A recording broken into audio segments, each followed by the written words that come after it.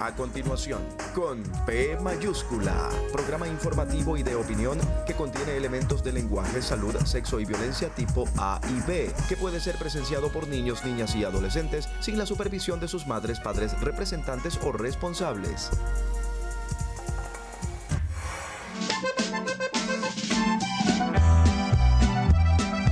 Mamá siempre me decía, ratón y queso. Bien amigos, bienvenidos a su programa con P mayúscula. Estábamos escuchando una canción del Cartel de los Sapos. Eso no tiene nada que ver con el audio que se presentó por el diputado Ismael García y la sesión de la Asamblea Nacional el día de ayer, donde la bancada del Partido Socialista Unido de Venezuela pues dijo no a la revisión, que no hay antejuicio, que no hay elementos, que eso es un chisme, que ellos no persiguen chisme, y con todo un lenguaje por parte del presidente de la Asamblea Nacional, el diputado Cabello, ofensivo, o quizás cuidando las formalidades en un sarcasmo a la venezolana de lo que es el lenguaje. Yo creo que uno de los elementos fundamentales y que ha permitido el día de ayer es la reinstitucionalización de la discusión política. O sea, cuando en la Asamblea Nacional, y yo podría entender a Diosdado Cabello con tanto habladera, todo lo que habló, tener que sentarse a presidir una sesión con los diputados de la bancada del Cambio Democrático en Venezuela, debió haber sido un trago muy amargo, y además del trago bien amargo, pues aderezado con lo que dijo Mario Silva en la conversación con el G2 cubano y presentado por el diputado Ismael García. Yo creo que eso es uno de los temas que esta semana ha tenido alto centimetraje a nivel nacional. Ese tema ha venido solapando y restándole espacio al tema de la auditoría y lo que ha venido sucediendo desde el Comando Simón Bolívar con el CNE. Ya nosotros en Venezuela pues tenemos un máster en trapos rojos, tenemos un posgrado en información, también tenemos una cultura democrática importante. Nosotros podemos comer y masticar chicle. Allá la gente del gobierno que sencillamente no sabe gobernar, no tiene la más mínima idea de cómo gobernar, inclusive para la gestión de gobierno acaban de importar cualquier cantidad de papel toalé porque no hay en el país. Entonces yo creo que estos son unos temas que podemos ir conversando, tejiendo con nuestro invitado, un gran amigo, es una persona trabajadora, comprometida con la democracia, con el cambio, con la transformación, con la voluntad del pueblo, y nos está representando, es nuestro candidato a la alcaldía de Mario Briceño Iragorri, dirigente y muy amigo, pues, Delso Guárate. Bienvenido al programa, Delso. Gracias, Jorge, por esta invitación, bueno, y al canal, por permitirme llegarle a la gente, y precisamente con unos temas tan interesantes que pasa por todo lo que ha sucedido en la Asamblea Nacional, lo que ha pasado con el G2 cubano, lo que pasa en Aragua, lo que pasa en Mario Briceño. O sea, nos va a permitir esta invitación conversar acerca de una situación que en el país sigue dando de qué hablar, que es el tema del resultado del 14 de abril. Necesitamos que los trapos rojos no sean los que tapen esa prioridad para el país. Sí, evidentemente hay un trapo rojo. Y lo otro tema que vamos a conversar, arranquemos por ahí, porque hay algo que también es un gran amigo.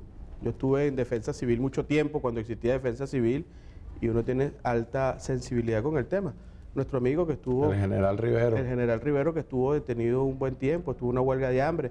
Vimos a la mamá del general Rivero el Día de las Madres pidiéndole que como regalo del Día de las Madres comiera y suspendiera la huelga de hambre. Creo que está quebrantado de salud, es militante de tu partido. Es militante de Voluntad Popular, es miembro de la Dirección Nacional, y bueno, no se pudo presentar tampoco en la audiencia que le correspondía el día de ayer por producto de su afección pulmonar, pero bueno, está a las órdenes del tribunal y va a presentarse en el momento en que los médicos así lo determinen. ¿Qué fue lo que pasó, Chico? Échanos el cuento. ¿Qué fue lo que pasó ahí? ¿Cómo fallaron presos?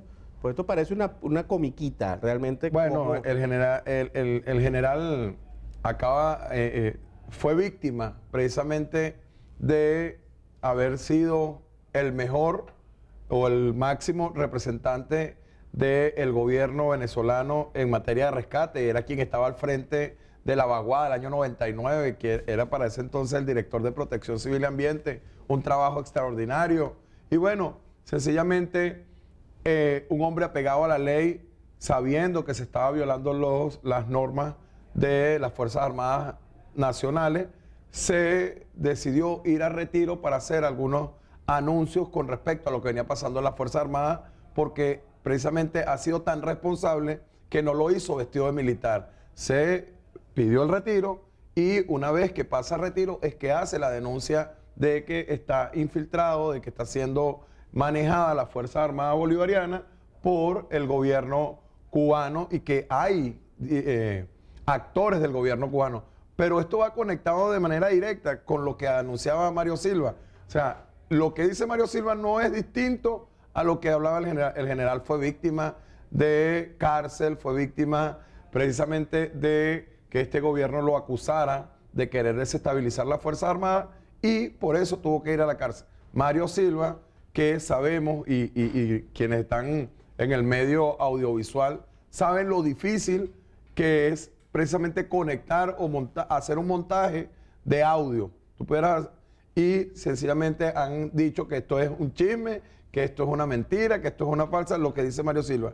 Nosotros, yo particularmente rechazo a Mario Silva como persona, parece que es la persona más baja que ha existido desde el punto de vista político en este país y que no tiene moral para hablarle. Pero los anuncios que hace ahí, aun cuando sean por chisme, aquí hay gente que ha ido presa hasta por hacer algún comentario, como es el caso del diputado Juan Carlos Caldera, que por los comentarios que hizo Enrique es que se está siendo enjuiciado. Es decir, aquí la misma salsa que es bueno para el pavo, es bueno para la pava.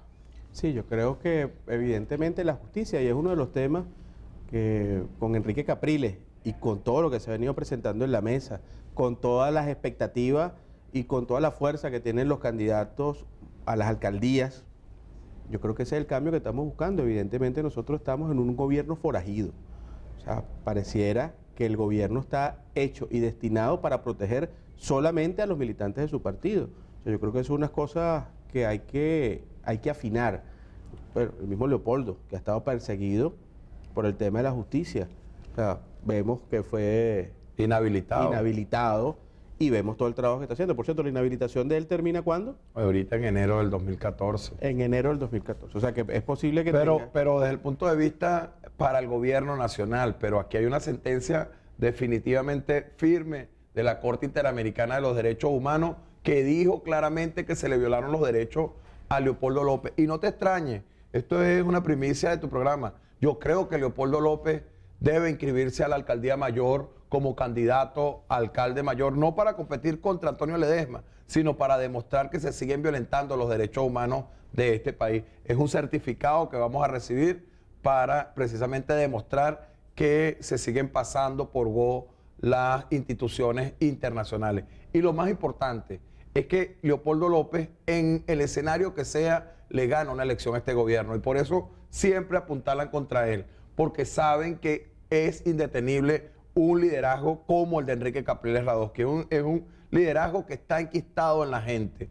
Y el trabajo de Leopoldo López va a ser precisamente empujar por construir la mejor Venezuela, en donde todos los que estamos alrededor de Voluntad Popular, en el caso de Aragua que lo lideriza Blanca Angarita, y en el caso de este equipo que es Aragua, lo hemos dicho claramente, somos trabajadores sociales antes que líderes políticos, y eso es lo que no ha podido este gobierno acabar con Voluntad Popular, ni podrá evitar el crecimiento de Voluntad Popular, porque somos líderes sociales al servicio de las comunidades. Ahora, en ese caminar, porque a veces Venezuela pareciera que necesita un espacio de la reconciliación, un espacio del reencuentro, con los votos de la oposición, no le da para ganar las cantidades de alcaldías y gobernación, o las alcaldías, que es lo que está en juego en este momento, si no pasa otra cosa con el TCJ, y lo que nosotros estamos adelantando en el TCJ, en el CNE, con lo de las elecciones presidenciales.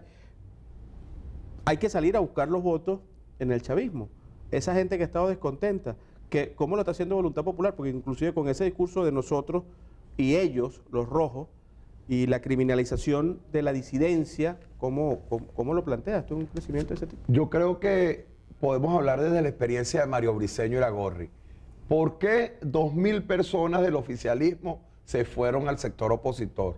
Si Nicolás dice que tiene 900.000 nombres, bueno, en Cañada de Azúcar tienes, Nicolás, 2.000 nombres de personas que votaban por el Partido Socialista Unido de Venezuela que se vinieron al sector opositor. Y no es otra razón que la inclusión social, no es otra cosa que haber ido a tocarles precisamente las necesidades de la gente. Nosotros el día de hoy veníamos, antes de llegar a tu programa, estuvimos recorriendo La Candelaria, estuvimos recorriendo el sector 3 de Cañada de Azúcar, el sector 6, estuvimos en José Félix Rivas y te puedo mostrar el por qué la gente está abandonando la esencia del Partido Socialista Unido. En primer lugar, porque piensan solo en ellos.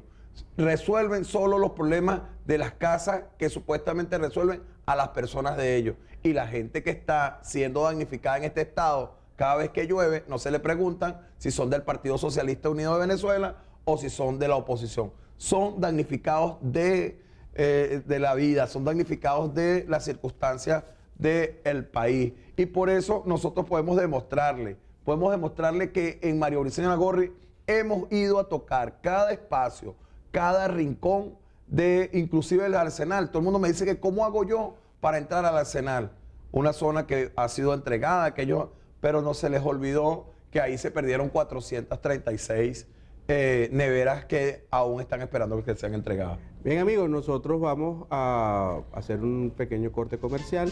Van a quedar algunos temas pendientes sobre todo el tema ese del Arsenal. Y tenemos otro tema pendiente que lo estamos mostrando aquí en la cámara 1, que pasa que como él es chavista y se siente comprometido con lo que dice Audio Prende el debate en la Asamblea Nacional. Eso lo tenemos en la cámara 1 con mucha sonrisa. Ya venimos, vamos a seguir conversando con Delso, nuestro candidato de Mario Briceño Iragorri, aquí con P mayúscula. Los microondas y un garrafón.